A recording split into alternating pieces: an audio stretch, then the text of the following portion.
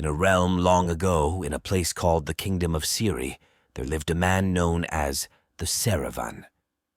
Picture this: 5 eons back, the streets of Seri were bustling with the clanging of pots and pans as the Bodhisattva, the wise potter, carried his wares. His companion, however, was not as virtuous. This greedy fellow, also nicknamed the Siri, had no qualms about trickery. One day, the Bodhisattva and his fellow Seri crossed the Talavaha River into the city of Andhapura. They divided the city's streets between them, embarking on a mission to hawk their kitchenware in their respective territories. In the heart of Andhapura, a destitute family struggled to survive. Once affluent merchants, their fortunes had waned over time. Only a young girl and her grandmother remained. Their only treasure, a golden bowl from the glory days of their family, lay hidden amidst the pots and pans.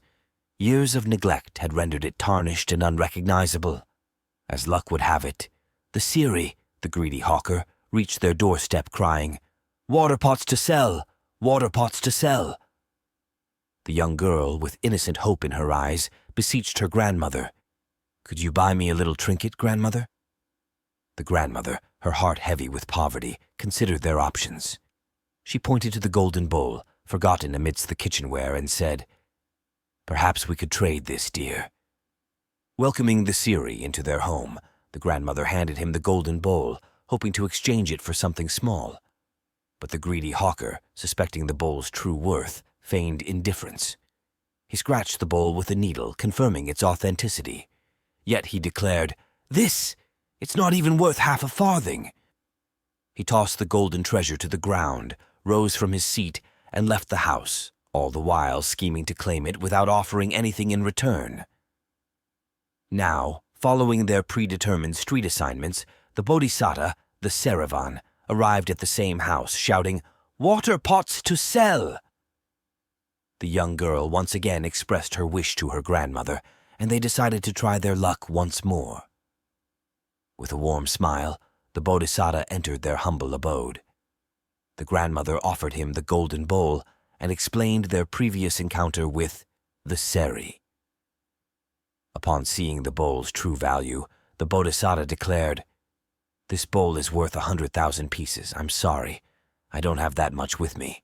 The grandmother, in gratitude for the Bodhisattva's kindness, insisted, "The previous hawker claimed it was worthless, but your goodness has transformed it into a priceless treasure. Please take it and give us something in exchange." The Bodhisattva, possessing 1,000 pieces of money and a stock worth as much, selflessly gave it all to the destitute family.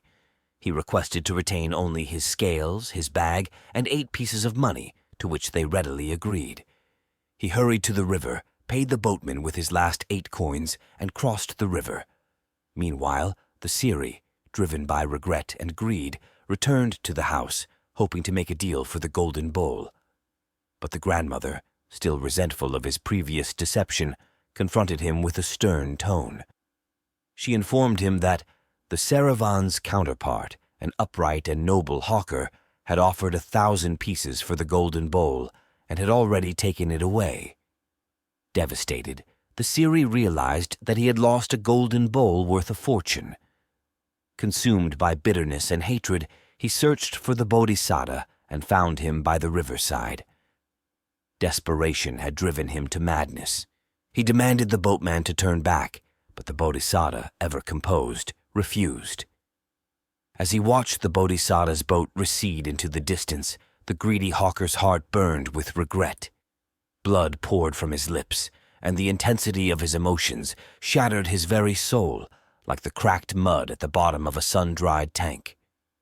It was in that moment that the seed of hatred was sown within him, marking the first time Devadatta bore a grudge against the Bodhisattva. The Bodhisattva, having spent his life in acts of charity and benevolence, eventually attained the highest level of spiritual enlightenment. His good deeds had paved the way for a noble destiny. And as the Supreme Buddha concluded this tale, he left the audience with a lesson. If in this faith you prove remiss and fail to attain its promised path, then, like the Siri, you'll rue the prize your folly lost. This ancient parable reminds us of the transformative power of kindness and the consequences of greed. It is a timeless tale, echoing through the annals of history, teaching us that our actions can shape our destiny, for better or for worse.